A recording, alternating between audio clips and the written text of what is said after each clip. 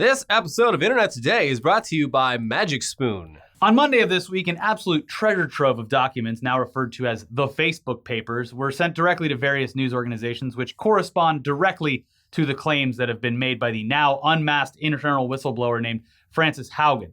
In case you've somehow missed our previous videos on the topic, Haugen worked as a project manager in Facebook's Civic Integrity Department, and she initially leaked a set of documents to the Wall Street Journal, and then that brought to light the worst of what we all assumed was going on behind the scenes at Facebook: manipulation, misinformation, impacts on mental health, harboring extremism, putting profits over the health and safety of its users, and just straight up making the world a worse place to live in general. Yeah, just putting profits above everything. Yes.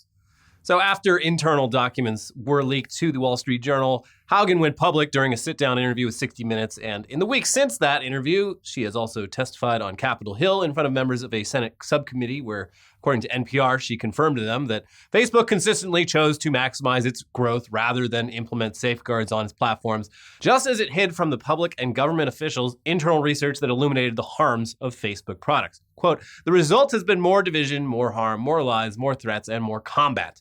In some cases, this dangerous online talk has led to actual violence that harms and even kills people," Haugen testified.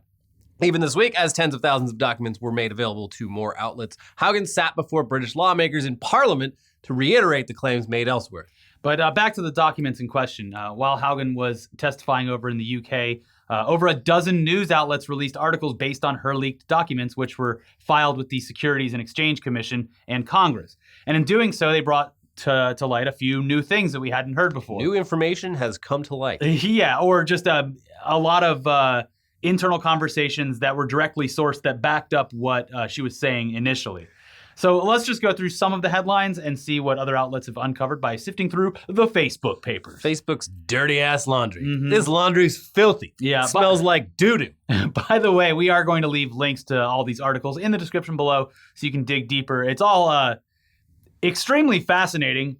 It's all things that, again, we assumed were happening, but the detail that it goes into, these are tens of thousands of documents. So yeah. And it took these companies a long time to get through it and write about it. So there's going to be more coming out too, I assume. It's a lot, and it's all extremely interesting. And there's like 10 different things that you can look at in this to get angry at them for. It's a lot of stuff. The biggest thing for me is that so many Facebook employees are doing that thing like in the Mitchell and Webb look, where they're like, "Are we the baddies?" Yeah, no, there's a lot of like moral quandaries. Like, hey, does everyone realize that we're probably hurting the entire world? Am I making humanity? the world a worse place? Yeah, through my job.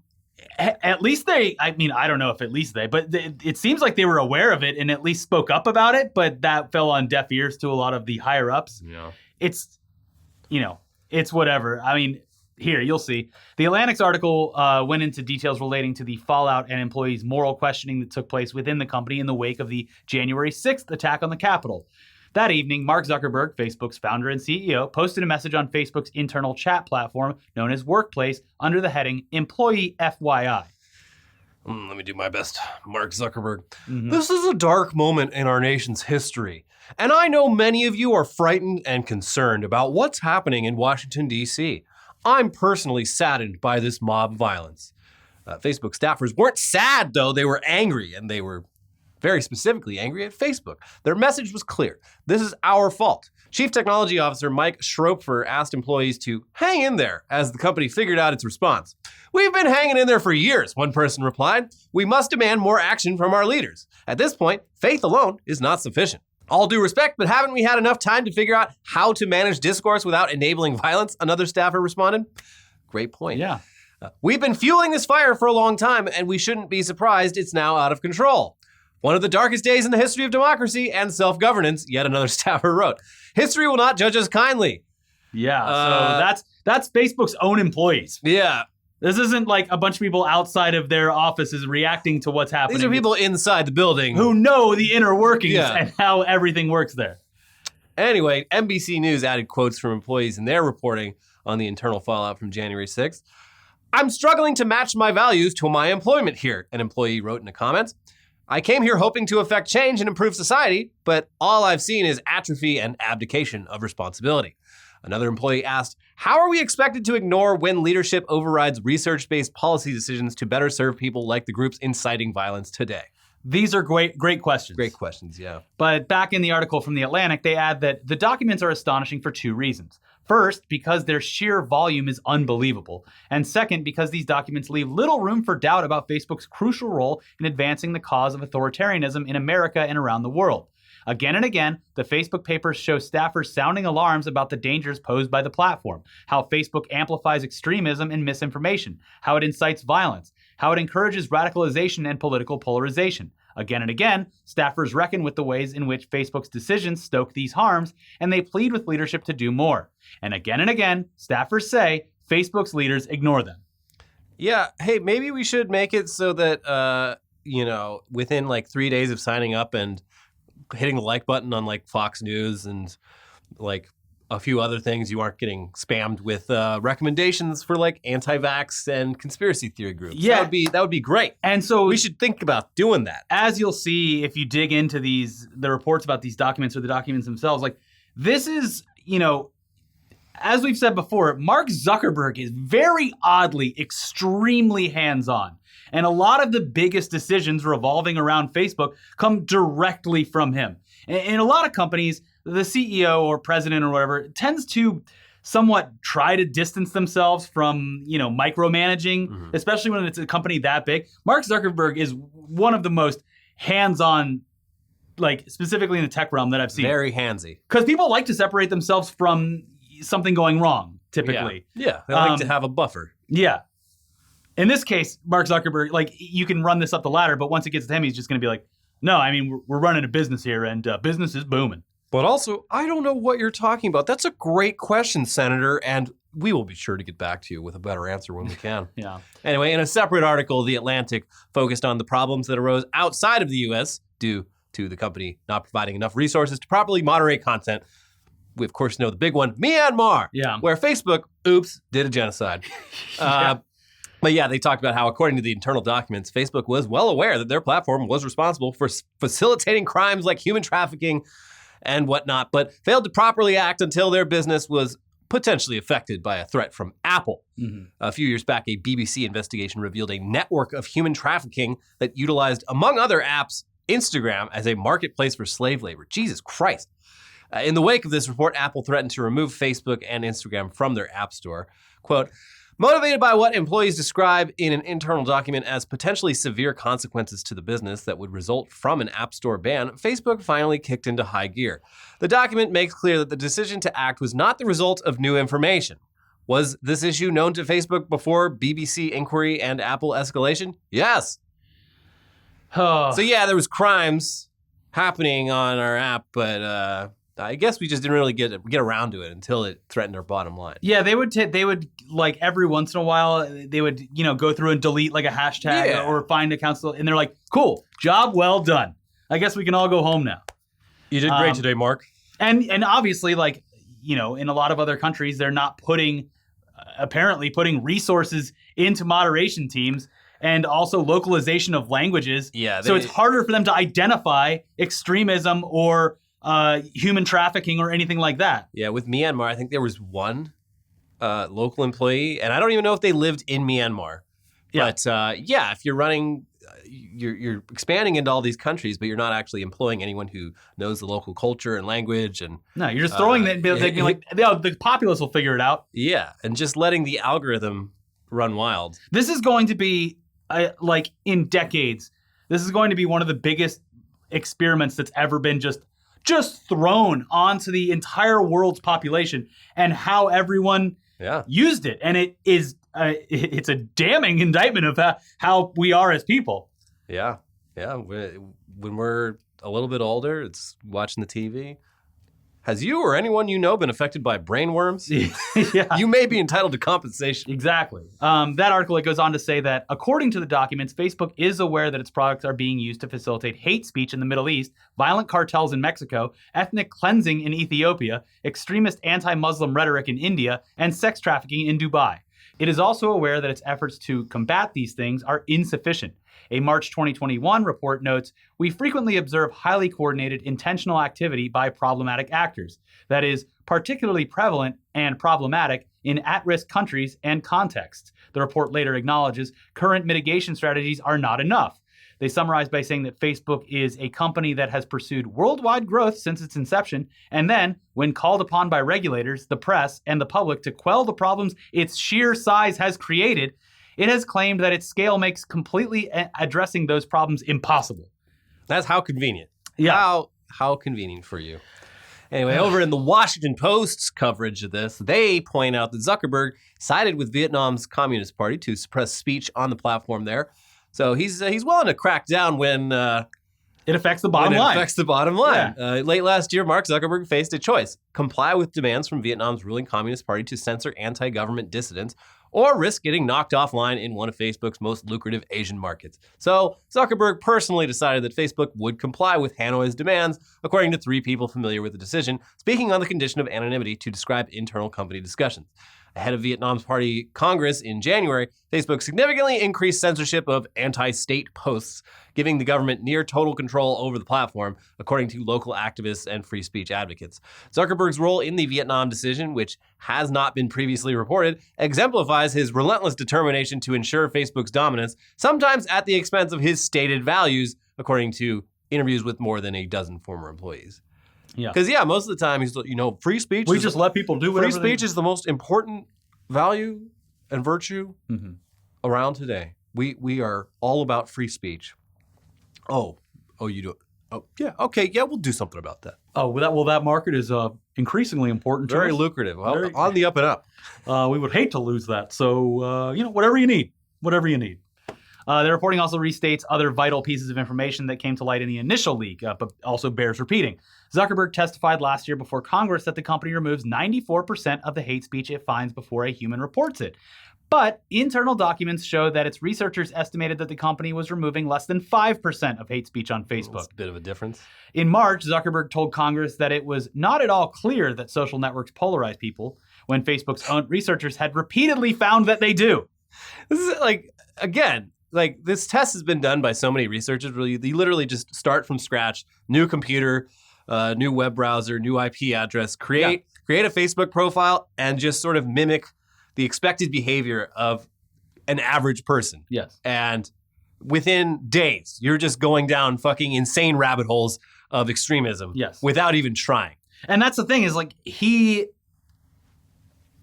according to these reports, is just lying. Because the internal documents clearly show almost the exact opposite of what he is saying is true. Yeah. Now, for their part, all of the statements made from Facebook to the various outlets reporting on these documents it's essentially the same response, that the documents and statements are all cherry-picked and devoid of context, specifically with the intent to misrepresent or mischaracterize the company. They're your documents! your employees chatting!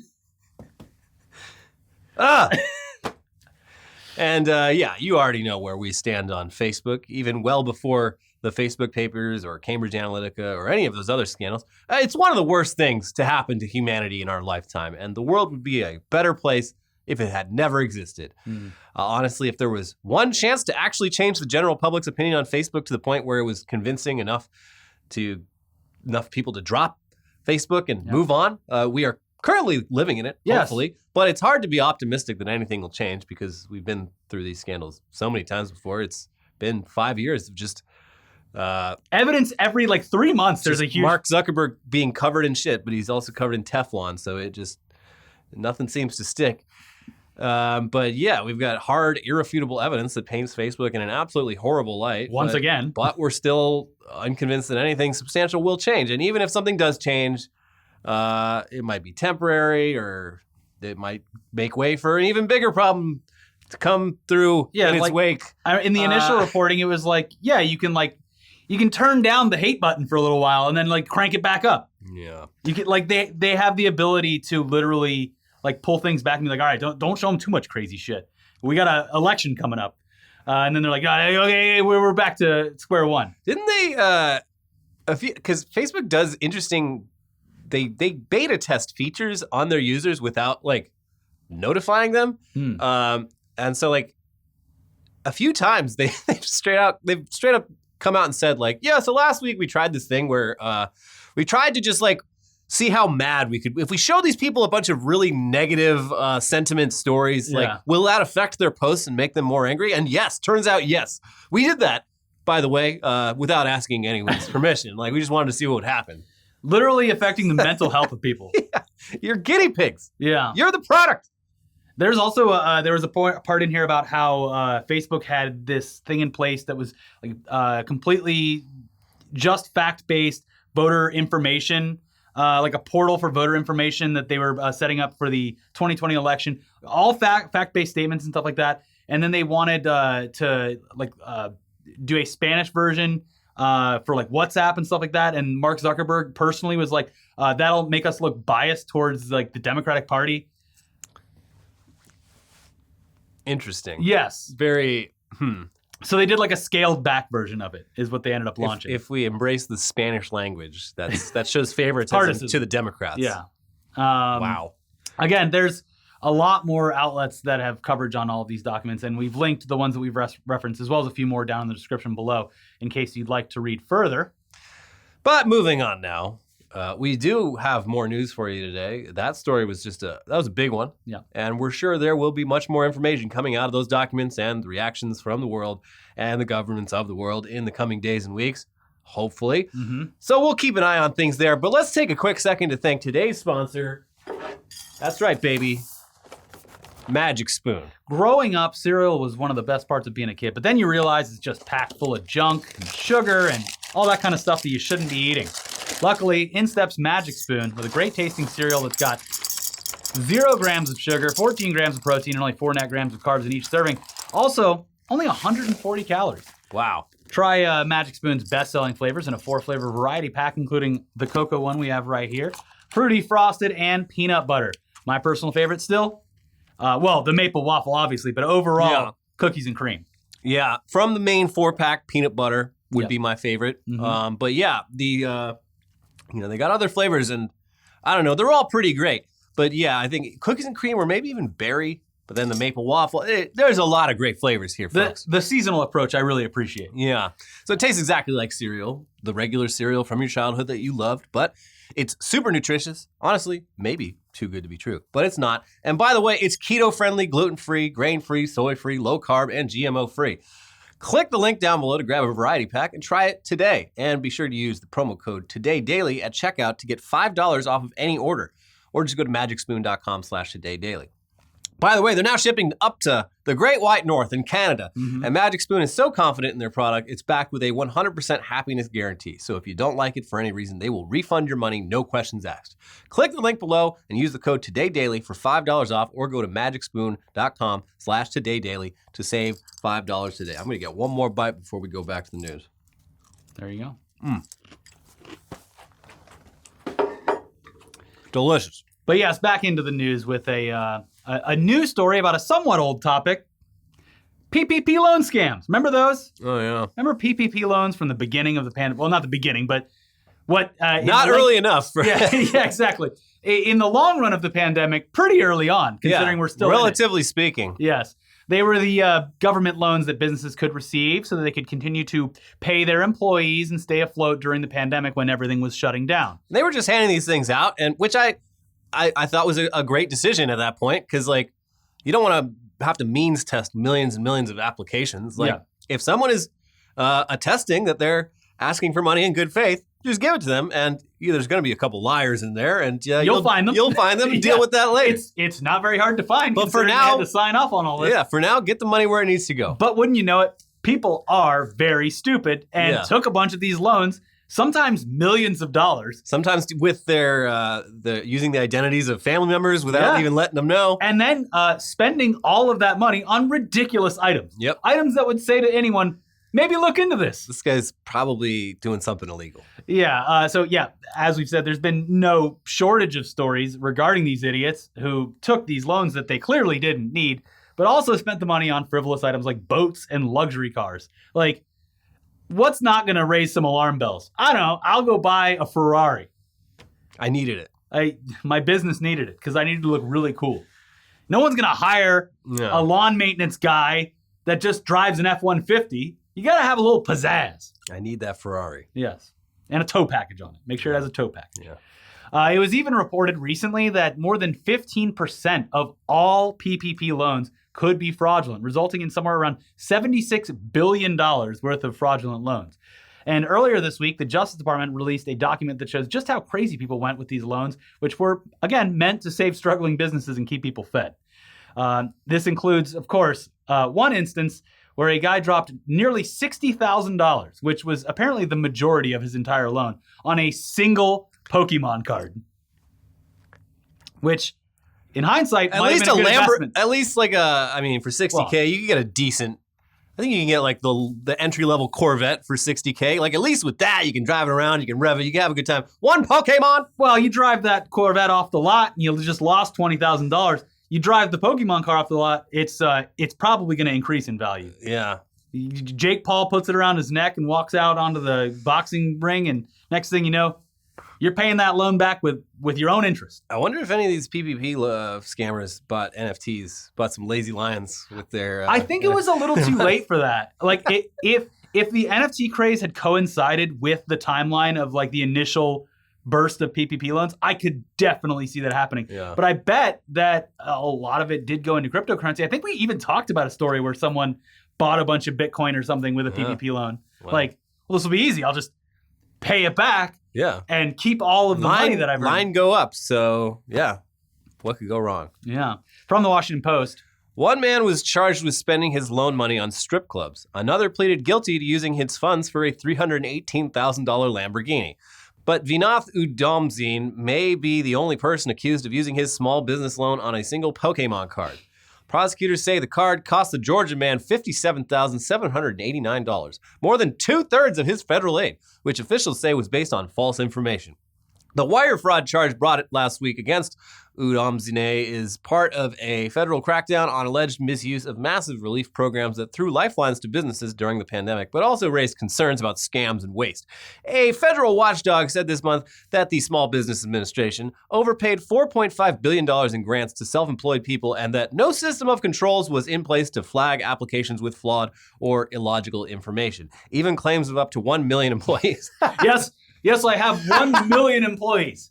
Okay. Holy shit. Yeah, okay. Like, I mean, I stand by my original point that means testing emergency funds is bad. But yeah, I mean, like, this seems like something you could probably automate. Just automate it to reject things that don't take place in the realm of reality. Well, 1 million employees. Come on. I mean, as we've seen, look, things should be better. I agree. But as we've seen many, many times, like, tech literacy or any kind of like thing working as it should be intended to work does not work correctly. The fucking Obamacare website crashed on the first day. Yeah, and to be fair, like, you know, I'm sure there wasn't like 50. Well, I think there probably was 50. But what I'm saying is, like, the majority of people weren't out there scamming for millions of dollars.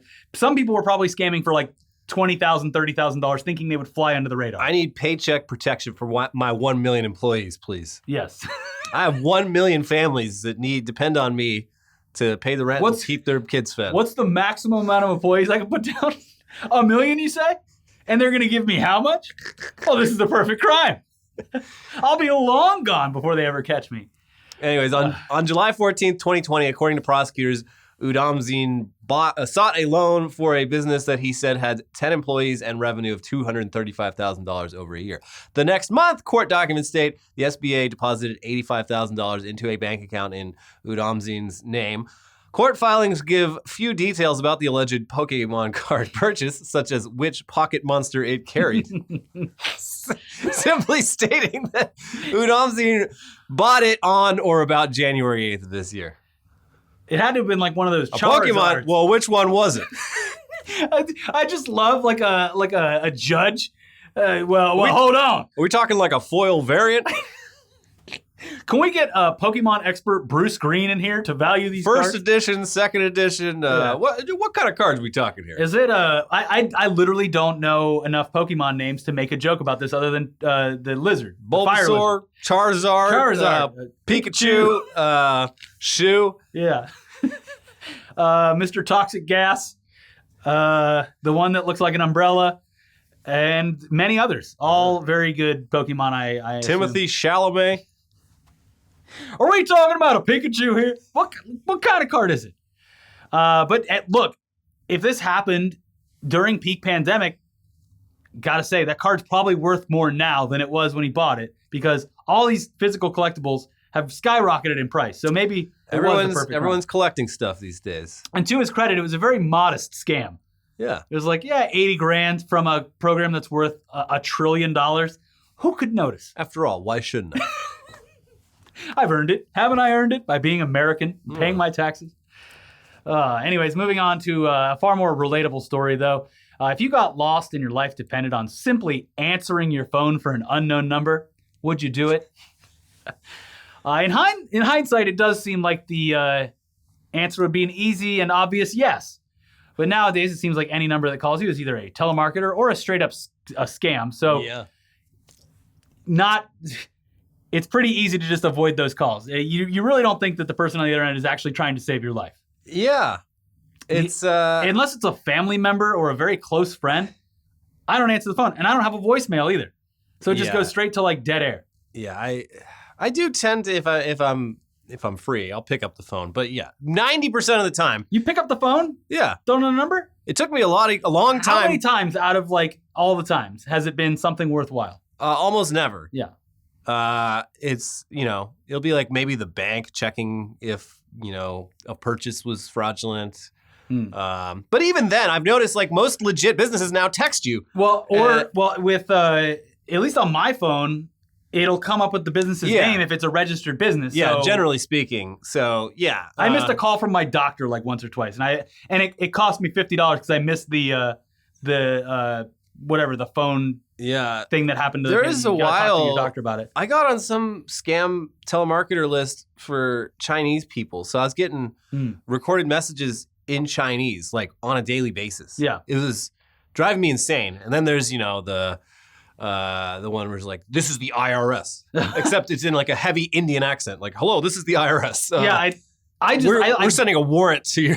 Literally won't pick up the phone at all. And if they text me or something comes in the mail, then it's like, all right, I see it. Yeah. Have you traveled and when I went to go see my parents in Florida after I got the vaccine earlier this year, like I would get spam calls from Florida. Yeah. And then I'd come back to California and be back to California numbers. And also if you go to like Orange County, I'd get Orange County. Like it's very strange how it works. Anyways, needless to say, I would say anyone under Generation X probably doesn't answer their phone. Yeah, and I totally get why you wouldn't. Yeah. It's the voice calling in this country is completely fucking broken. And why do you want to get on the phone and talk? Just text. Like if I want to hear my parents' voice, sure, sometimes. But like even a friend, it's just like it's much easier for me to just text. Yeah. But anyways, this actually happened to one hiker in the Rocky Mountains recently. Here's a story from Newsweek. A hiker who was missing for more than 24 hours on Colorado's highest mountain ignored repeated phone calls from a search and rescue team because they came from an unknown number, it has been revealed. As first reported by the Sacramento Bee, Lake County Search and Rescue found their efforts to locate a hiker lost on Mount Elbert on Monday, October 18, significantly hindered after the individual failed to respond to multiple calls. After several attempts to contact him by phone, 5 Lake County Search and Rescue team members were deployed at around 10 p.m. to search high-probability areas around Mount Elbert. They failed to locate the hiker. They returned back to their base at around 3 a.m. the next day with a second search team made up of 3 search and rescue members picking up the search at 7 a.m. At around 9:30 a.m., it was reported that the man had returned to their place of lodging. The hiker told the authorities they had lost the trail around nightfall and had spent the subsequent hours searching for it before finally reaching their car. They had no idea a search and rescue operation had been launched to try and locate them. Quote, one of the notable takeaways is that the subject ignored repeated phone calls from us because they didn't recognize the number, Lake County Search and Rescue said. If you're overdue according to your itinerary and you start getting repeated calls from an unknown number, please answer the phone. It may be a search and rescue team trying to confirm you're safe. A total of 32.5 man-hours were dedicated to the search. Oh, no. Oh, no. Imagine being completely oblivious to this and just being like, wait, what? I'm sorry, I have anxiety. Yes. You're like lost on a trail now. You're like, oh, God, I'm going to die out here. Ringtones are very triggering for me. You could have texted. You had my number. Why not just send a text? Yeah. It's kind of rude to call someone. Exactly. I could be in the middle of something. But yeah, you're like out on a trail. It's like, it's fall. Yeah. You're like, oh God, the temperature's going to drop. I could die out here. Oh, thank God, someone's calling. You pick it up and they're like, hi, we're trying to reach you about your car's extended warranty. Oh my God. No! Just throw the phone off the cliff. Yeah. I'd rather die. But if it was the same number calling repeatedly, that's probably important because these scammers, like, they're playing a numbers game. Like, they just move on. They're not going to keep calling you over and over again if you don't pick up the first time. So there you go. But obviously, if someone might think you're lost, you should answer the phone. But if you're a search and rescue team, SMS, baby. That's also the thing with this, and specifically me I would just be like, I don't want to answer the phone or like act like I'm lost because I don't want to be a bother to anybody. Yeah. Like I don't want to call 911. Like I'll find the way. Yeah. No, don't worry about it. I mean, like, how embarrassing would it be if someone had to come get me because I'm lost? Yeah, that's another thing. Just this generation, man. Yeah. Anyway, the guy he probably ended up feeling bad about the whole thing. Yeah. Although he didn't seem to be too affected by getting lost, mainly because he did end up finding his way back. So things could have gone a lot worse for him. But yeah, it's funny to imagine a whole squad of people out searching for you. Your phone keeps ringing. You're just like, what the fuck? Stop calling. Who is this? I'm trying to find my way back to the car. I'm lost. I don't have time for a phone call. I have all the batteries going to my flashlight right now. Yeah. But over in YouTube news, looks like there's a new feature coming to the platform, and it seems like it might be a good idea considering the fact that we just recently spoke about how hard it is to find new quality channels to follow in recent years, to the fact that YouTube is just a gigantic platform. Yep. There's millions of channels. Yep. It's called New to You, and it's basically just an extra tab on the YouTube homepage that is supposed to show you channels that you haven't watched before, but whose content aligns with your viewing habits. So it sounds like it's kind of just an extension of the recommended tab that sits next to the videos that you're watching. But hey, whatever works. The base point of this is like, you have not watched a video from this channel, but we think that you would like it. Yeah, that would be great. Here's TechCrunch with more info. The new tab surfaces content that aligns with your viewing preferences from channels that you haven't previously encountered. It's meant to go a step further than YouTube's Explore listings, which help users find content in specific topics, such as gaming or beauty, but doesn't take users' specific interests into account. YouTube notes that New to You is personalized to the viewer as it's trying to strike a balance between content it thinks users might be interested in, along with content that is a bit different than what they typically watch. You've told us that you want to see new creators and new videos after you've caught up on your recommendations, so we hope this new option keeps things fresh while also helping creators connect with new audiences, YouTube outlined in a blog post. So, I guess we got a front row seat to see if this actually works. Yeah. We're a bit stagnant ourselves. Who isn't these days? Yeah, we'll keep watching that subscription number slowly, just trickle up. Do you want to say thanks to last week? We need 215. We needed 30, and I couldn't believe that there were people watching that weren't subscribed. Yeah. So thank you for that. Thank you. You were that special last mile that we needed. If it does like shoot up because of this new feature, we will be sure to let you know. Although there are people that just very supportive people who watch that subscriber number tick up and congratulate us on milestones. So thank you for that as well. So if for some reason our sub numbers start going wild, we will give YouTube and Susan the credit they deserve. A long overdue big thumbs up. Mm-hmm. You earned it. In other news from YouTube, though, it looks like the platform is finally fully cracking down on videos meant for children that are just low effort, terrible, or actually bad influences. This has been a problem since YouTube became ubiquitous in the world of content. And it really peaked a few years back, as you'll all probably remember, with the whole Spider-Man and Elsa videos, as well as other videos that seemed like, and in some cases were, just coming from weird content farms. Like, just basic 3D. Just a bunch of assets. Yeah. They're like, we're going to do the Itsy Bitsy Spider song for 12 hours. But with Spider-Man, Elsa, Batman, and Shrek. Yeah. All fucking somewhere in the background. And the Bee from the Bee movie. Yeah. And also lots of weird ones where they're like doing shots and injections. Yeah, injections. Yeah, it was weird. But they really went after that back then. This is more just like, just bad kids content. Yeah. Stuff that doesn't belong on the platform. Rot your fucking brain. Yeah. Here's Engadget on the platform's latest move in an attempt to stop incentivizing lazy content aimed at specifically children. Google has announced a policy change to push YouTube creators to produce and publish higher quality content for kids. Starting next month, the company will demonetize channels that primarily target young people or market themselves as made for kids if the content they upload is of low quality. By YouTube's definition, that can include overly commercial videos and ones that encourage bad behaviors. Per the new guidelines, YouTube warns those videos may see limited or no ads. Additionally, the company says violating its new content guidelines could lead to removal from the YouTube Partner Program.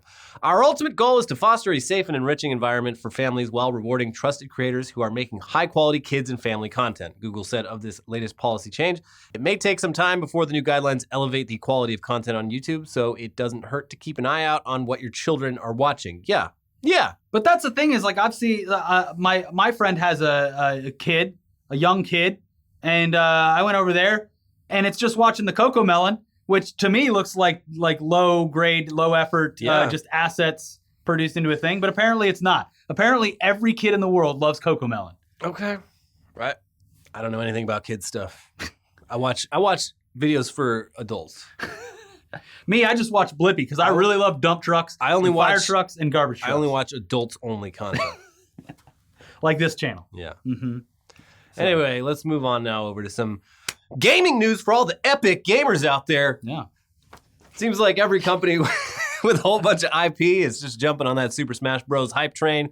We saw it recently with that Nickelodeon fighting game, which looked kind of great, but also doesn't feature any of the original voice actors, which seems like a pretty vital part of giving these iconic animated characters life in the video game. Yeah, they're just like doing grunts and stuff. Yeah, but now Warner Brothers and DC are apparently doing their own Smash Brothers clone, and the possibilities are endless. It's basically the background of Space Jam, the movie. So that's the thing is, like, everything that Warner Brothers has, not everything, but Warner Brothers seems like hell-bent on doing, like, we want to do only projects that smash all of our intellectual property into one thing. We need to make, like, it's like a desperate move to, like, just build this universe for everyone. Yeah. Like, you remember the Looney Tunes? You remember the Flintstones? Look, they're in the same universe. They exist in the same universe. It's like that theory that the Jetsons lived above the Flintstones. Yeah. They had some crossovers. Yeah. So, I mean, you're going to get to be like Speedy Gonzalez versus Alex the Droog from Clockwork Orange. And, the possibilities are limitless here. The cast of Lord of the Rings versus the cast of Mad Max. Bugs Bunny versus Harry Potter. Fuck it. Why not? Scorpion versus Foghorn Leghorn. Oh, yeah, because they own that shit too. Yeah. Anyway, here's GameSpot. Warner Brothers Interactive Entertainment, the gaming division of the media giant, might be working on a multiverse-themed platform fighter featuring Batman, Gandalf, and other Warner Brothers characters duking it out in a Smash Brothers-style fighting game. Over the weekend, a rumor popped up on Reddit regarding a new crossover platform fighting game featuring WB characters. The post said this game was in development at Mortal Kombat studio NetherRealm, but reporter Jeff Grubb said this isn't true, though the game is real, Grubb said. Characters in this rumored game are said to include Shaggy from Scooby-Doo, Gandalf from The Lord of the Rings, Tom and Jerry, Batman, Fred Flintstone. Yabba dabba doo! I'm gonna kill you! Mad Max, Johnny Bravo, hey there, pretty mo, and potentially Harry Potter and Ron, though their inclusion is not a sure thing, the report said. I want to see the cast of The Sopranos in Christopher Moltisanti versus Fred Flintstone. Harry Potter versus the son from Succession. Yeah. Roman Roy versus Harry Potter. Like full mocap, like old school Mortal Kombat mocap. Yeah, with Kieran Culkin doing all of his fun quips. Yeah, the possibilities are truly endless. And I really hope they really go for like the ultimate weird factor with all of it. It would be just incredible. Yeah, I love this. What was that game, Salty Bet? Yeah, they were using the like Mugen open source fighting game creator, and it was it might even still be going, but it was like sprites from every it was property. Just like every possible character. It was like thousands of characters that had been like added by like community modders into this fighting game, and it'd just be like random fights. Just the craziest, like shit you would never even think about. Are you going to bet on Ryu or Bigfoot the monster truck? Well, I mean, It was fucking awesome. yeah, they should do that and then just run a 24-hour Intellectual property fighter. Like, Yeah. don't even pretend it's not what it is. It's just intellectual property fighter. Which IP will win. This is so, if done right, going to be awesome. But really, I would be far more entertained in the Salty Bets version of it, where it becomes an interactive thing with the audience, where you're betting on just the most ridiculous matchups possible. They should have every Joker. You got Joaquin Phoenix Joker, Yeah. Heath Ledger Joker, the old Batman 66 Joker, Yeah. Jack Nicholson Joker. The meme Joker. I'm Yeah. the Joker, baby! Yeah, they own that. They own all the Jokers. It's going to be all those Lego characters, too. Yeah, Lego Joker. Mm-hmm. Game of Thrones. Yeah, There you go. So, I think this is awesome. this is the best decision Warner Brothers has ever made. Their article continues. On September 27th, Warner Brothers filed a trademark application for a new game called Multiverses. Oh, brilliant. Yeah. Whether or not the rumor and multiverses are connected is unknown. But, again, gotta hand it to him. That name is actually perfect. Yeah. Oh, I love this so much. The guy starting the fight is going to be Don Cheadle from the new Space Jam movie. Larry David? Larry David versus Jeff. Do you see the new episode? I have not watched it yet. It's great. But I'm a huge fan of Curb. New so. Curb Your Enthusiasm episode is out now, and it's great. I mean, it's nothing like... Larry David versus Gandalf the Grey. I think it's great. I think this is the best idea they've ever had. And also, does Warner Brothers own all of Adult Swim? Yeah. I feel like it's because Johnny Bravo's in there. Cartoon Network. Frylock. Yeah. Yeah. Moral Oral. Yeah. Why not? Fuck it. Tim and Eric. Tim and Eric. Put them in the game. Dr. Steve Brule.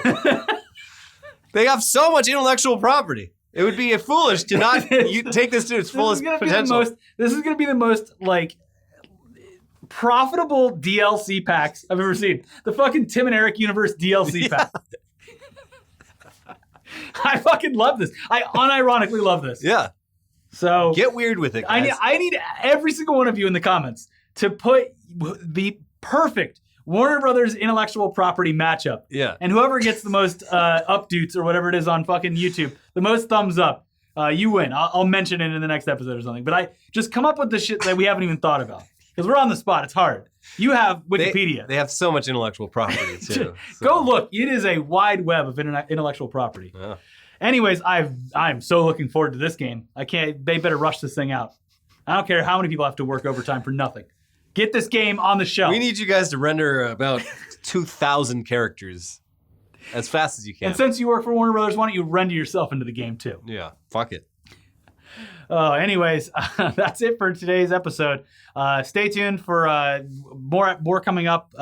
If you haven't already, watch Weekly Weird News and News Dump.